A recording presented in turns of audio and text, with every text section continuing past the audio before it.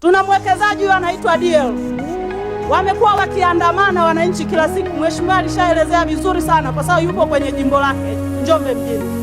Amekuwa kinyanyasa wawekezaji wafanyakazi sana. Lakini Mheshimiwa Samia mwaka jana alipokuja alimpa ahueni kwamba uchukue hela CRDB, sisi serikali tunakudhamini. Amechukua zile pesa amepeleka kwenye makampuni yake mengine ya Kenya na Uganda. Mheshimiwa Siglada, unaongelea Njombe, lakini ngoja kwanza kuna taarifa pale. Mbona Mheshimiwa Naibu Waziri asimama? Mheshimiwa Mwenyekiti, nimesimama kwa kanuni ya 78 kanuni ndogo ya kwanza ambayo inaongelea kuhusu utaratibu. Ningependa kujua kanuni ya 74 kanuni ndogo ya kwanza inasema bila kuathiri masharti ya ibara ya 100 ya katiba yanayolinda na kuhifadhi uhuru wa mawazo na majadiliano katika bunge. Mbunge ukienda inasema mbunge hatatumia lugha ya kuudhi inayodhalilisha watu wengine. Mheshimiwa Sigrada wakati anazungumza ametumia maneno ambayo yanadhalilisha wawekezaji, na anasema hakuna watu wanaoongoza kwa kunyanyasa raia kama wawekezaji. Lugha hii ni ya kuudhi, ni lugha ambayo inadhalilisha wawekezaji wanaokuja kuwekeza fedha nyingi katika nchi yetu ya Tanzania. Lakini kama haitoshi, inaweka rehani nguvu kubwa anazotumia Mheshimiwa Rais Samia Suluhu Hassan za kuvutia wawekezaji kwenye nchi yetu.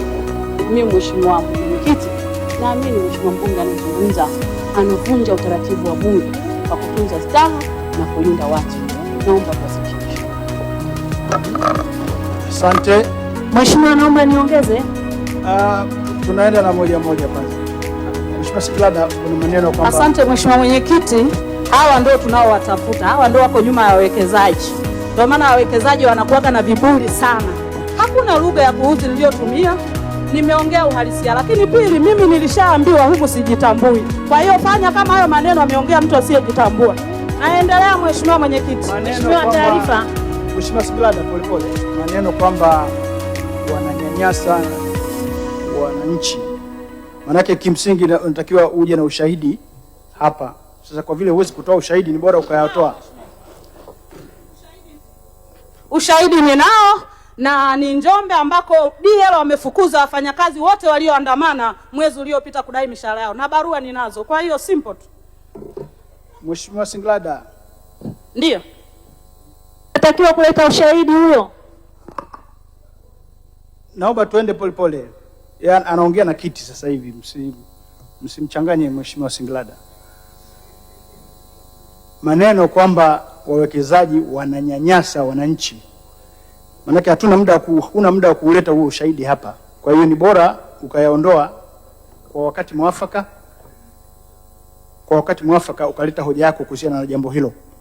Mheshimiwa Mwenyekiti, mimi dhambi nilizo nazo zinatosha. Siwezi nikabadilisha lugha kwa sababu naamini kweli wananyanyasa.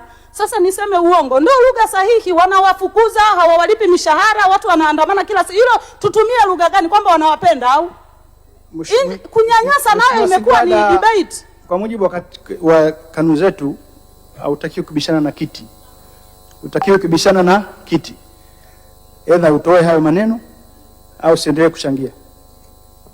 Mheshimiwa Mwenyekiti, wewe ni babangu, mlezi wangu. Kwa heshima yako nayaondoa.